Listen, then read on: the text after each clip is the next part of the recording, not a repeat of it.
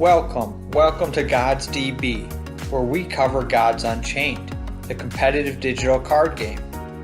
This is a short video to show you the burn ability in Gods Unchained. Creatures with burn on them take damage at the end of their player's turn. Not the end of every turn, but the end of the turn for the player with the burn card in play. Now the amount of burn damage is equal to the amount of burn listed on the card. So if a creature has burn +1, at the end of that player's turn, the creature takes 1 damage. If a creature has burn +2, that creature would take 2 damage at the end of that player's turn, and so on. Now burn can come up in a few different common ways. Some creatures already have burn on them. You can see that on your screen with the inflammable imbecile. It has +1 burn. Some cards give burns to creatures. So Ragnarok, burn +3 to all creatures. Incantation gives burn +30, but only to one creature. In addition, some creatures give burn when they damage others. So the hatchling on your screen, when it gives creatures damaged by it, burn +1. Finally, there are creatures that have burn because you want those creatures to die. So the Soul Jar has burn +1, but it has an afterlife, which we cover in another video. Afterlife that summons 2/2/2 creatures.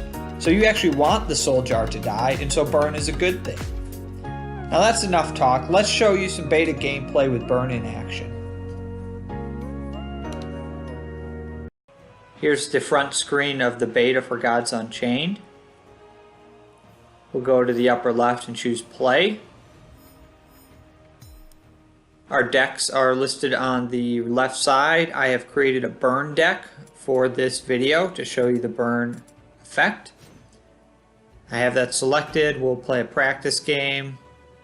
Light starter, play against a computer's light deck. Now we'll choose start. Okay, here we go, jumping into a game.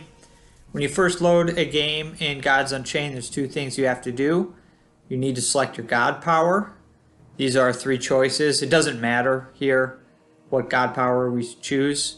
After you choose a God power, you then have to choose whether to keep or throw back each of your first 3 cards. Choose Soul Burn. Here are the first 3 cards that we can choose to keep or throw back. They all have burn. The hatchling is give creatures damaged by this burn +1.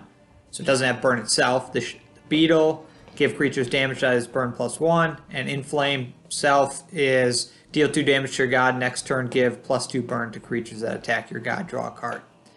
So all burn related abilities on all 3 cards. We'll keep them all.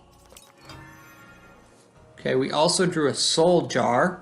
Soul Jar cannot attack. It's a 0/3 with burn +1. And when it dies, you get 2/2/2 Anubians. So it's kind of good that it has burn. You want it to die so you can get your 2/2/2s. Let's play the beetle here. This is a 1/3 and give creatures damaged by this burn +1. So it's good because although it only does 1 damage, there's a lasting burn effect that it places on your opponent's creatures. And we'll attack with it on our turn so you can see what I'm talking about here. They played a Tough Townsfolk, which is a 1/3 frontline, so we're going to attack into it. We drew a Siren of the Grave, which gives creatures damage by burn +1. It's another creature that when it attacks, it gives burn to your opponent's creatures. So we'll go into the front line here. You see this sort of flame animation there. That means that the creature has burn. Now, in the beta, usually there's a burn symbol when a creature has burn, and we'll show it here for some other cards. There does appear to be a bug in the beta where a lot of times the burn symbol is not showing up. Let's play the Soul Jar here. You can see the burn symbol there. There's actually 2 different symbols, but on this one, the little flame means the Soul Jar has burn. Alright, I think that's it. Oh, actually, let's do this. Conniving Djinn, that creature is a 2/4. It already has burn on it. So we'll keep that on the top of our deck. Play the Siren. Creatures damaged by this burn +1. If it dies, give all the creatures sleep. Discard a card at the start of your next turn.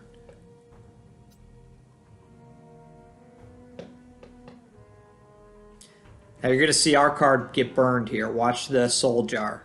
Because we're going to end our turn, so it's going to take 1 damage. You'll see the animation. Right there.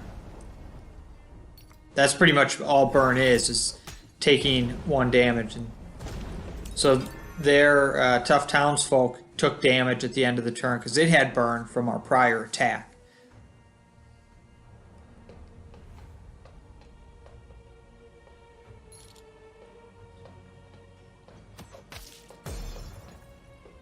Just attack the AI here.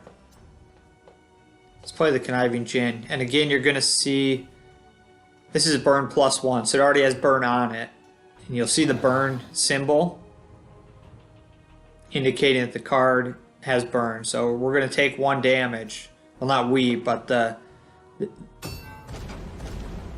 both our Soul Jar and the Djinn took 1 damage from burn.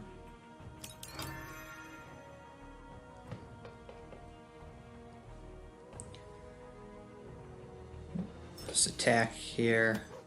We want to give that guy burn, so we attacked into him.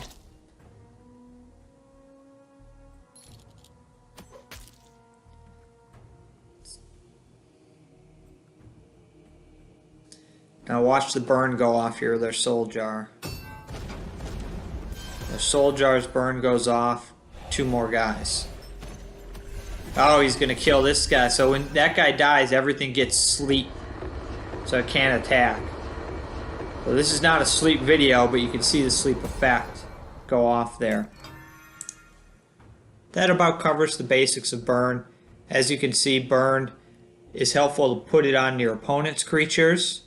And in some situations, there are burn cards where you actually want to kill your own creatures with burn. Thank you for watching Gods DB. We appreciate your time.